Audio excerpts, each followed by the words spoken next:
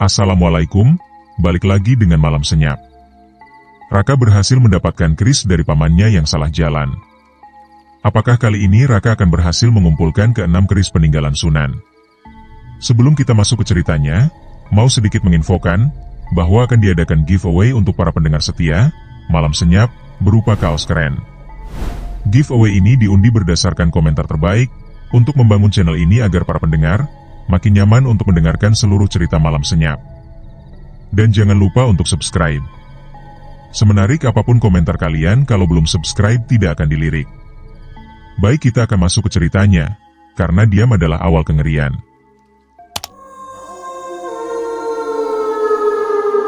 Keesokan harinya, kabar tentang kebangkitan Raka dan lenyapnya Hartono menyebar ke seluruh komunitas spiritual Karangasem. Orang-orang yang selama ini menyembunyikan kemampuan spiritual mereka mulai berdatangan ke warung sate Pak Samin. Yang pertama datang adalah Mas Agung, tukang becak berusia 40 tahun yang ternyata memiliki kemampuan melihat masa depan melalui mimpi. "Saya sudah bermimpi tentang kedatangan Anda, Mas Raka," kata Mas Agung sambil bersalaman. "Dalam mimpi, saya melihat Anda memimpin kami untuk mengembalikan kejayaan spiritual Tanah Jawa." Kemudian datang Mbah Darmo, penjaga makam tua berusia 70 tahun yang ternyata bisa berkomunikasi dengan arwah-arwah para ulama yang dimakamkan di pemakaman umum Karangasem. "Arwah-arwah di makam sudah lama gelisah," kata Mbah Darmo dengan suara serak. "Mereka bilang ada kekuatan gelap yang mencoba menguasai kota ini. Mereka menunggu pemimpin spiritual yang bisa mengembalikan keseimbangan." Satu persatu, orang-orang dengan kemampuan spiritual mulai bergabung. Ada Pak Harto, si pemilik warung kopi yang ternyata bisa melihat aura orang, Bumina, si penjual kelontong yang bisa merasakan energi negatif dari jarak jauh, dan puluhan orang lainnya. "Kita perlu membentuk organisasi," kata Busari sambil memandang kelompok yang semakin besar. "Misi memurnikan 5 keris pusaka yang tersisa tidak bisa dilakukan sendirian." Raka mengangguk. "Kita akan membentuk laskar spiritual Karangasem. Tujuan kita bukan hanya memurnikan keris-keris pusaka, tetapi juga mengembalikan nilai-nilai spiritual di tengah masyarakat. Namun, pembentukan laskar spiritual Karangasem tidak luput dari perhatian kekuatan gelap yang lebih besar." Di sebuah mansyah mewah di pinggiran kota, seorang wanita berusia 60-an sedang mengamati perkembangan situasi melalui bola kristal hitam. Wanita itu adalah Nyai Roro Kidul Sari, seorang dukun santet tingkat tinggi yang sudah berusia lebih dari 200 tahun berkat ilmu hitam yang ia kuasai.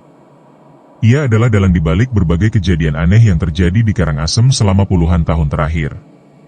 "Jadi, keturunan Wali Songo itu sudah bangkit," gumam Nyai Roro sambil memandang bola kristal yang menampilkan wajah Raka. "Menarik. Sudah lama aku tidak bertemu lawan yang sepadan." Di sekelilingnya, puluhan jin hitam dan setan berukuran besar menunggu perintah. Mereka adalah pasukan gelap yang selama ini ia gunakan untuk mengendalikan berbagai aspek kehidupan di Karangasem. "Kalian dengar itu? Ada yang berani mengganggu rencana kita," kata Nyai Roro kepada pasukan gelapnya. "Hartono yang bodoh sudah gagal.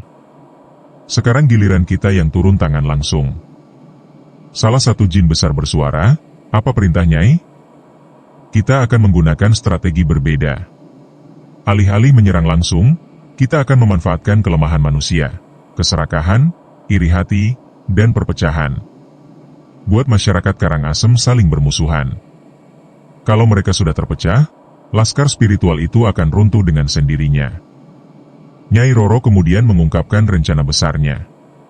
Ternyata, ia sudah merencanakan untuk menguasai seluruh Jawa dengan mengumpulkan ke-7 keris pusaka Wali Songo dan mengubahnya menjadi senjata spiritual untuk mengendalikan pikiran manusia. "Selama ini aku hanya bermain-main," kata Nyai Roro sambil berdiri dari singgasana hitamnya. "Hartono, Pak Samin yang dulu, dan berbagai pion lainnya hanyalah umpan untuk menarik keluar keturunan Wali Songo. Sekarang target utama sudah muncul, saatnya aku bergerak serius." Ia kemudian mengeluarkan sebuah keris hitam yang memancarkan aura kematian yang sangat mengerikan. Keris itu adalah keris Kiai Naga Sasra, keris kutukan yang ia ciptakan sendiri dengan mengorbankan ribuan nyawa selama ratusan tahun. "Dengan keris ini, aku akan mengubah ke-7 keris pusaka Wali Songo menjadi senjata gelap." Bayangkan, kekuatan spiritual para Wali Songo yang dibalik menjadi energi gelap. "Tidak ada yang bisa menghentikanku." Nyai Roro kemudian memanggil 3 jin terkuatnya. jin blorong yang bisa menyamar menjadi manusia, jin ifrit yang menguasai api neraka, dan jin marit yang bisa mengendalikan pikiran manusia. Kalian bertiga akan menyusup ke dalam laskar spiritual Karangasem. Buat mereka saling curiga dan bermusuhan dari dalam. Sementara itu, aku akan mencari lokasi 5 keris pusaka yang tersisa. 2 minggu setelah pembentukan Laskar Spiritual Karangasem, kelompok mereka sudah berkembang menjadi 50 orang anggota. Mereka rutin berkumpul di warung Pak Samin setiap malam untuk berlatih spiritual bersama dan merencanakan misi pencarian keris pusaka ketiga. Namun, tanpa mereka sadari, 3 orang anggota baru yang bergabung minggu lalu sebenarnya adalah jin-jin penyusup yang dikirim Nyai Roro. Jin Blorong menyamar sebagai Slamet, seorang pedagang muda yang mengaku memiliki kemampuan melihat jin. Jin Ifrit menyamar sebagai Bambang, seorang tukang las yang mengaku bisa merasakan energi panas dari benda-benda bertuah. Sedangkan Jin Marit menyamar sebagai Sutrisno, seorang guru ngaji yang mengaku memiliki kemampuan membaca pikiran. Ketiga jin penyusup ini mulai menanamkan benih-benih perpecahan di dalam kelompok. Mas Raka, kata Slamet, Jin Blorong, suatu malam setelah latihan spiritual, saya kok merasa ada yang aneh dengan Bu Sari. Kemarin saya lihat dia berbicara dengan jin-jin di belakang rumahnya.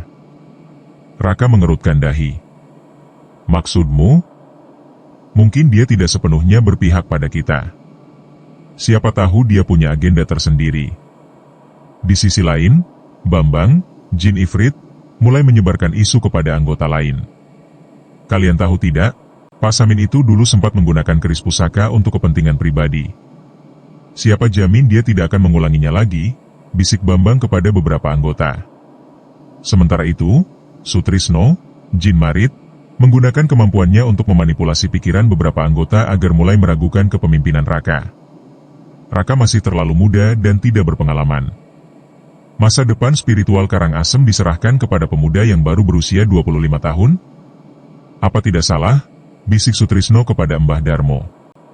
Perlahan tapi pasti, atmosfer di dalam laskar spiritual Karangasem mulai berubah. Anggota-anggota mulai saling curiga dan berbisik-bisik. Rapat-rapat malam yang dulu penuh semangat kini diwarnai dengan perdebatan dan ketegangan. Raka, dengan kemampuan spiritualnya yang semakin tajam, mulai merasakan ada yang tidak beres. Namun ia belum bisa mengidentifikasi sumber masalahnya. Pak Samin, Bu Sari, kata Raka suatu malam setelah rapat yang penuh ketegangan. Saya merasakan energi negatif yang semakin kuat di dalam kelompok kita. Seperti ada yang sengaja memecah belah. Bu Sari mengangguk. Saya juga merasakan hal yang sama. Ada aura gelap yang menyamar di antara kita. Pak Samin yang sedang membersihkan gelas menghentikan kegiatannya. Kalau begitu, kita harus melakukan ritual pembersihan spiritual untuk mengidentifikasi siapa yang tidak bersih di antara kita. Keesokan malamnya, Raka mengumumkan akan diadakan ritual pembersihan spiritual untuk semua anggota Laskar Spiritual Karangasem. Ritual ini bertujuan untuk membersihkan energi negatif dan memperkuat ikatan spiritual di antara anggota. Semua anggota wajib hadir, kata Raka dengan tegas. Tidak ada pengecualian. Ketiga jin penyusup mulai panik. Mereka tahu bahwa ritual pembersihan spiritual akan membongkar penyamaran mereka. Kita harus mencegah ritual itu, bisik Slamet, Jin Blorong, kepada kedua rekannya. Bagaimana caranya?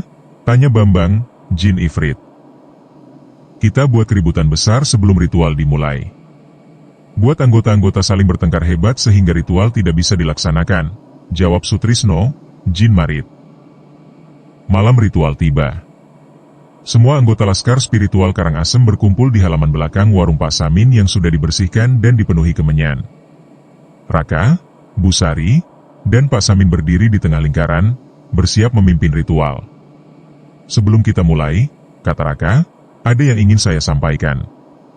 Akhir-akhir ini saya merasakan ada energi negatif yang mencoba memecah belah kita. Ritual malam ini akan membersihkan semua energi negatif tersebut.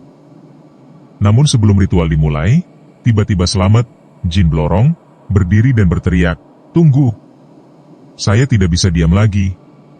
Bu Sari, jelaskan dulu kenapa kemarin malam saya lihat Anda berbicara dengan jin-jin hitam." Bu Sari terkejut. Apa maksudmu? Saya tidak pernah berbicara dengan jin hitam. Jangan bohong, teriak Bambang, Jin Ifrit, ikut-ikutan. Saya juga melihatnya. Anda pasti punya agenda tersendiri. Anggota-anggota lain mulai gaduh. Sebagian memihak Busari, sebagian lagi mulai meragukan. Kalau Busari tidak bersih, bagaimana dengan Pak Samin? Teriak Sutrisno, Jin Marit, sambil menunjuk Pak Samin. Dia kan dulu sempat menggunakan keris pusaka untuk kepentingan pribadi. Pak Samin tersinggung. Saya sudah menjelaskan bahwa itu semua untuk menarik perhatian keturunan Wali Songo. Siapa yang bisa membuktikan? Balas Sutrisno. Situasi semakin memanas. Anggota-anggota mulai saling berteriak dan saling tuduh. Raka berusaha menenangkan, tetapi suasana sudah terlanjur kacau. Namun, di tengah keributan tersebut, tiba-tiba Raka merasakan bisikan spiritual dari roh Hayang Surya. Raka, gunakan mata batinmu. Lihat aura mereka yang sedang berteriak. Ada yang tidak wajar. Raka langsung mengaktifkan mata batinnya dan memandang ketiga orang yang paling vokal dalam menciptakan keributan. Yang ia lihat membuatnya terkejut bukan main. Slamet, Bambang, dan Sutrisno tidak memiliki aura manusia. Sebaliknya, mereka diselimuti aura hitam pekat dengan bentuk yang terus berubah-ubah, ciri khas makhluk jin yang menyamar.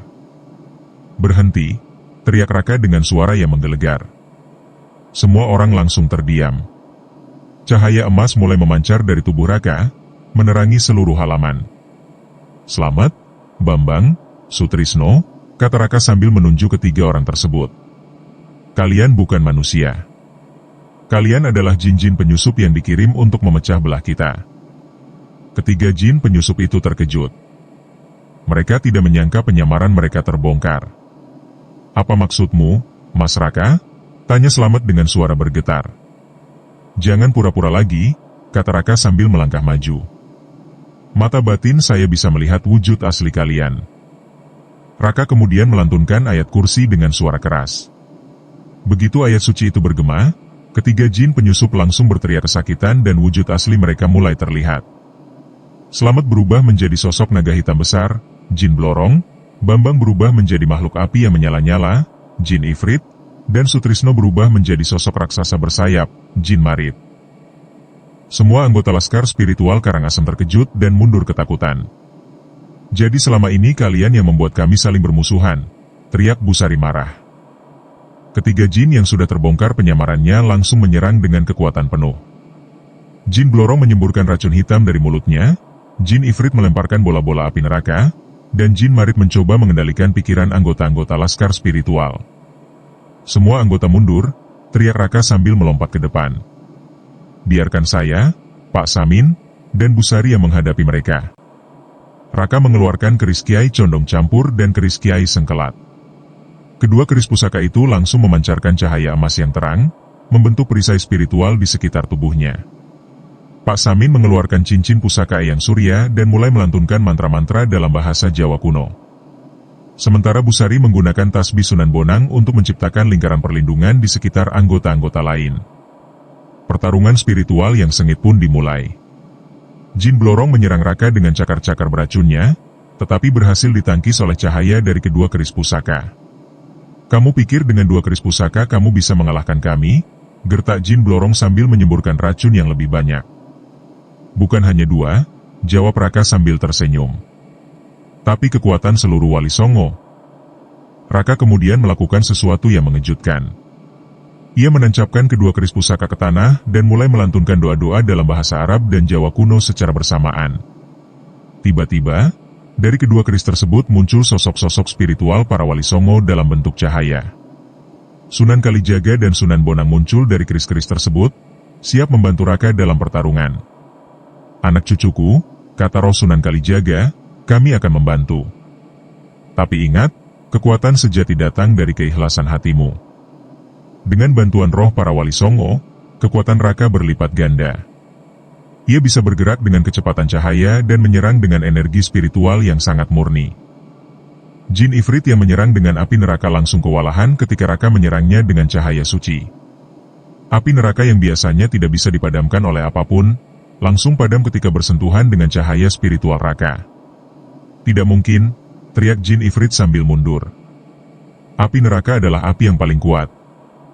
Api neraka memang kuat, jawab Raka sambil maju menyerang. Tapi cahaya Allah lebih kuat dari segalanya. Sementara itu, Pak Samin berhasil mengalahkan Jin Marit dengan bantuan roh Eyang Surya yang muncul dari cincin pusakanya. Jin Marit yang mencoba mengendalikan pikiran Pak Samin justru terbalik dikendalikan oleh kekuatan spiritual yang lebih tinggi. Busari juga tidak kalah hebat. Dengan tasbih Sunan Bonang, ia berhasil mengikat Jin Blorong dengan rantai-rantai cahaya hijau yang tidak bisa diputuskan. Dalam waktu kurang dari 1 jam, ketiga jin penyusup berhasil dikalahkan. Mereka tergeletak lemah di tanah, wujud asli mereka sudah tidak bisa disembunyikan lagi. Sekarang katakan, kata Raka sambil menodongkan keris Kiai Condong campur ke leher Jin Blorong. Siapa yang menyuruh kalian? Jin Blorong yang sudah sekarat terpaksa menjawab. Nyai Roro Kidul Sari. Dia yang menyuruh kami memecah belah kelompok kalian. Nyai Roro Kidul Sari? Busari terkejut mendengar nama itu. Dia masih hidup? Kalian kenal dia? Tanya Raka. Pak Samin mengangguk dengan wajah serius. Nyai Roro adalah dukun santet paling kuat di Jawa. Konon dia sudah berusia lebih dari 200 tahun dan menguasai ilmu hitam tingkat tinggi. Kalau dia yang ada di balik semua ini, berarti kita menghadapi musuh yang sangat berbahaya. Jin Ifrit yang masih bisa berbicara menambahkan, Nyai sudah mengumpulkan informasi tentang lokasi 5 keris pusaka yang tersisa. Dia berencana mengambil semuanya dan mengubahnya menjadi senjata gelap. Di mana dia sekarang? Tanya Raka. Di Mensyah Tua di Bukit Menyan, pinggiran kota, jawab Jin Marit lemah. Tapi jangan harap kalian bisa mengalahkannya. Dia memiliki pasukan ribuan jin dan setan. Kalian akan mati sia-sia. Setelah mendapat informasi yang dibutuhkan, Raka memutuskan untuk melepaskan ketiga jin tersebut dengan syarat mereka tidak boleh lagi mengganggu manusia. Pergilah, kata Raka sambil menurunkan kerisnya. Tapi ingat, kalau kalian berani mengganggu manusia lagi, saya tidak akan segan-segan menghancurkan kalian. Ketiga jin itu langsung terbang pergi dengan tubuh yang masih terluka. Setelah mereka pergi, Raka berbalik menghadapi anggota-anggota laskar spiritual yang masih terkejut dengan apa yang baru saja mereka saksikan.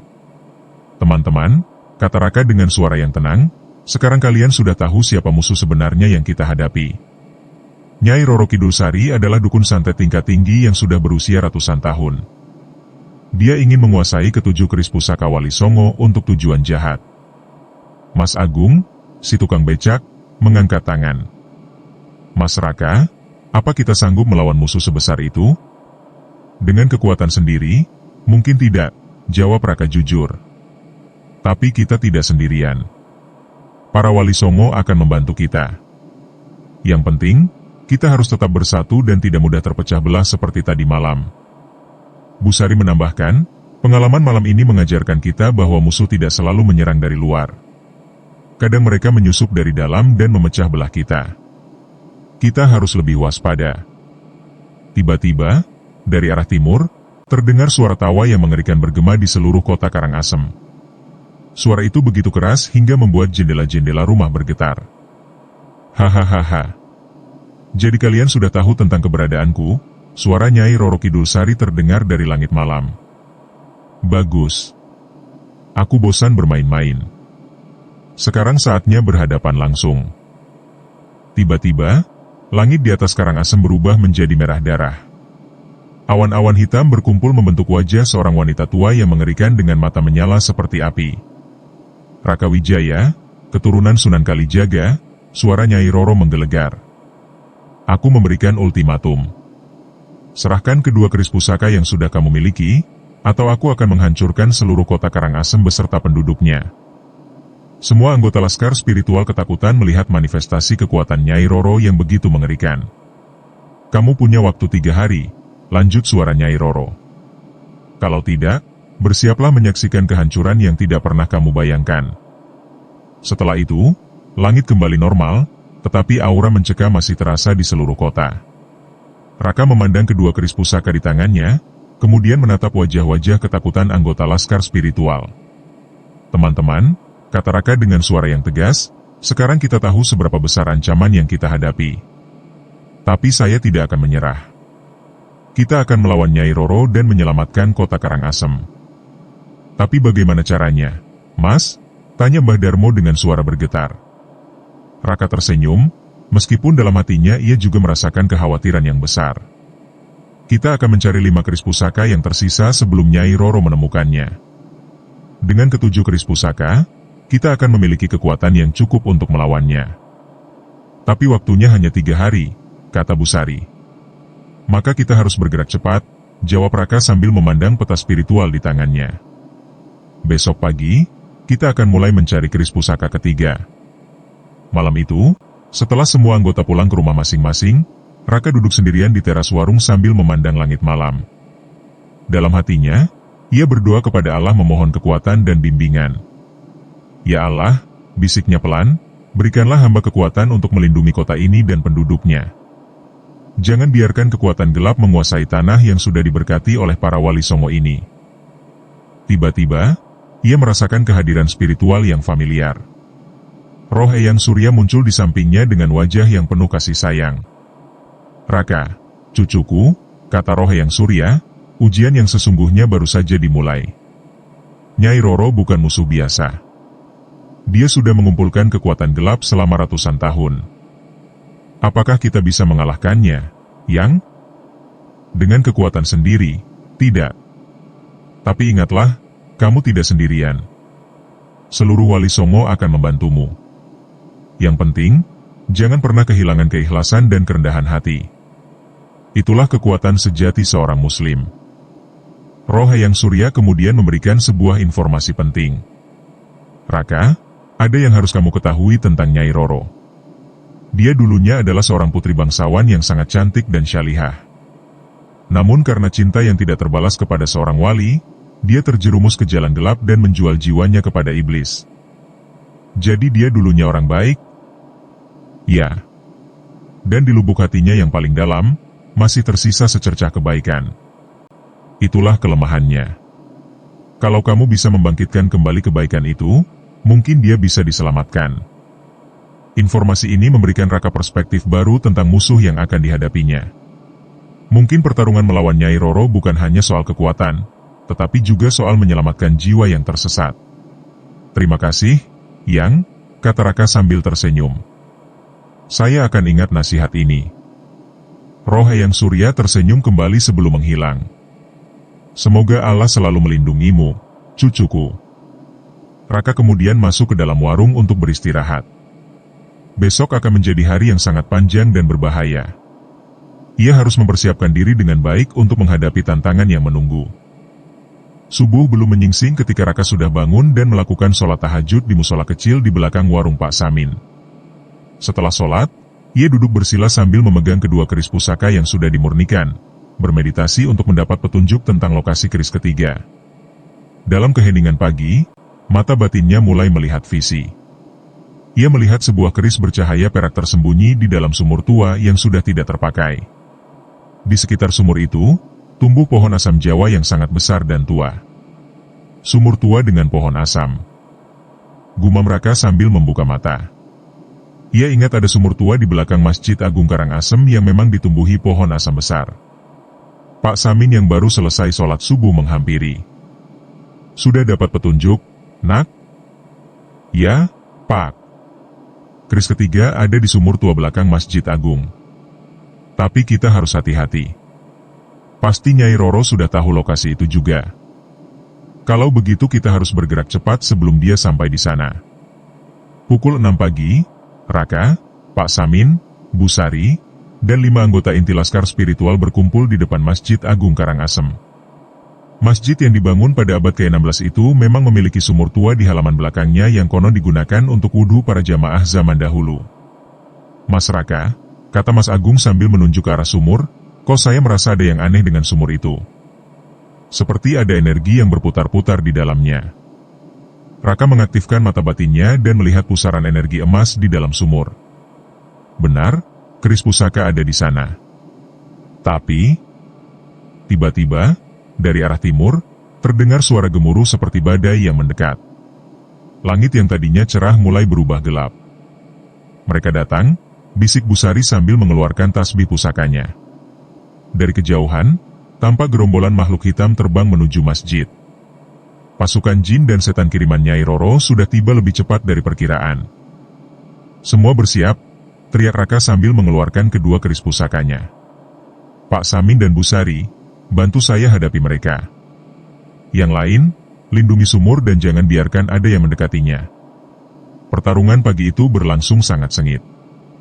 Puluhan jin hitam menyerang dari udara, sementara setan-setan besar menyerang dari darat. Raka bergerak dengan kecepatan luar biasa. Kedua keris pusakanya memancarkan cahaya emas yang membakar setiap makhluk gelap yang disentuhnya. Pak Samin menggunakan cincin pusaka yang surya untuk menciptakan perisai spiritual yang melindungi anggota-anggota lain. Sementara Bu Sari melantunkan ayat-ayat suci sambil menyebarkan air suci ke segala arah. Raka, teriak Bu Sari sambil menunjuk ke arah sumur. Ada sesuatu yang keluar dari dalam sumur. Dari dalam sumur tua, muncul cahaya perak yang sangat terang. Keris pusaka ketiga merasakan kehadiran dua keris saudaranya dan mulai beresonansi. Namun, bersamaan dengan itu, dari langit turun sosok mengerikan berbalut jubah hitam. Nyai Roro Kidul Sari akhirnya muncul secara langsung. Terlambat, bocah, teriak Nyai Roro sambil menuki ke arah sumur. Keris ketiga akan menjadi milikku. Ketika Nyai Roro hampir mencapai sumur, tiba-tiba dari dalam sumur muncul sosok spiritual seorang ulama tua berjanggut putih. Itu adalah Roh Sunan Ampel, penjaga spiritual keris pusaka ketiga. Roro Ayu Kusuma Dewi, kata Roh Sunan Ampel dengan suara yang penuh otoritas. Sudah saatnya kamu berhenti dari jalan sesat ini. Nyai Roro terkejut mendengar nama aslinya disebut. Sunan Ampel, kamu masih ingat siapa aku yang dulu? Tentu saja. Kamu adalah putri yang pernah aku didik sendiri. Putri yang cerdas, syalihah, dan penuh kasih sayang. Kemana perginya gadis itu? Untuk sesaat, wajah Nyai Roro menunjukkan ekspresi sedih dan penyesalan. Tetapi kemudian ia menggeleng keras dan kembali memasang wajah garang. Gadis itu sudah mati. Yang ada sekarang hanya Nyai Roro Kidul Sari, penguasa kegelapan. Tidak, kata Roh Sunan Ampel sambil tersenyum lembut. Dia masih ada di dalam hatimu. Aku bisa merasakannya. Sementara Nyai Roro terdistraksi oleh kemunculan Roh Sunan Ampel, Raka memanfaatkan kesempatan itu untuk melompat ke dalam sumur. Di dasar sumur yang sudah kering, ia menemukan sebuah keris bercahaya perak yang tertancap di batu kuno. Keris itu adalah keris Kiai Pleret Suci, versi murni dari keris yang pernah digunakan Hartono. Begitu Raka menyentuhnya, keris itu langsung beresonansi dengan dua keris lainnya, menciptakan harmoni spiritual yang luar biasa. Dengan 3 keris pusaka di tangannya, kekuatan spiritual Raka meningkat drastis. Ia bisa merasakan kehadiran 4 keris pusaka lainnya dengan sangat jelas. Pak Samin, Bu Sari, teriak Raka dari dalam sumur. Saya sudah mendapatkannya. Kita harus segera pergi mencari yang lain. Namun Nyai Roro tidak akan membiarkan mereka pergi begitu saja. Ia mengeluarkan keris Kiai Naga Sasra dan mulai melantunkan mantra hitam yang sangat kuat. Kalau aku tidak bisa mendapatkan keris-keris itu, teriak Nyai Roro dengan suara yang menggelegar, maka aku akan menghancurkan kalian semua. Keris hitamnya mulai memancarkan energi kematian yang sangat pekat. Rumput di sekitar masjid mulai layu, dan udara menjadi sangat dingin. Roh Sunan Ampel langsung bergerak melindungi Raka dan kawan-kawan. Raka, cepat pergi. Aku akan menahan dia. Tapi Sunan, pergi sekarang. Misi kalian lebih penting. Dengan berat hati, Raka dan kawan-kawan meninggalkan Masjid Agung sementara Roh Sunan Ampel bertarung melawan Nyai Roro. Mereka berlari menuju tempat persembunyian sementara di sebuah gua kecil di lereng Gunung Kawi. Di dalam gua, Raka mengeluarkan peta spiritual dan melihat lokasi 4 keris pusaka yang tersisa. Yang mengejutkan, keempat keris itu tersebar di 4 penjuru kota dengan jarak yang cukup jauh satu sama lain. Ini akan sulit, kata Pak Samin sambil memandang peta.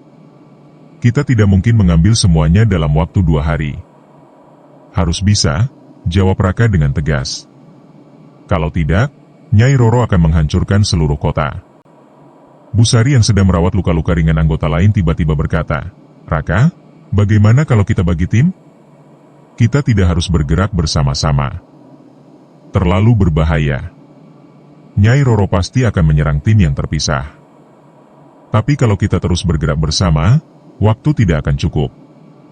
Setelah berdiskusi panjang, akhirnya mereka memutuskan untuk membagi menjadi 3 tim. Raka akan pergi sendiri mencari 2 keris pusaka yang paling berbahaya lokasinya.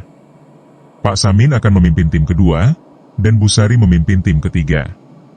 Ingat, kata Raka sebelum berpisah, kalau bertemu bahaya yang tidak bisa diatasi, segera mundur.